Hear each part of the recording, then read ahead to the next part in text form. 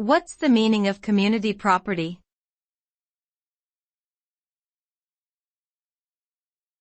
Community property.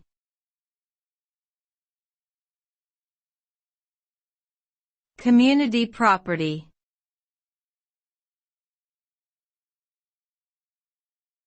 Community property.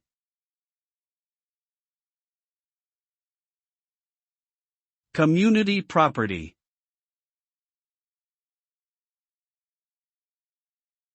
Community property refers to a marital property regime in which all assets and debts acquired during the marriage are considered jointly owned by both spouses.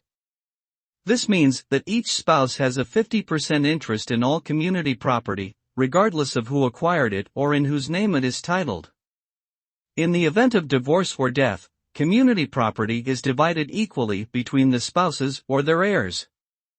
However, certain assets, such as gifts and inheritances received by one spouse, may be considered separate property and not subject to division.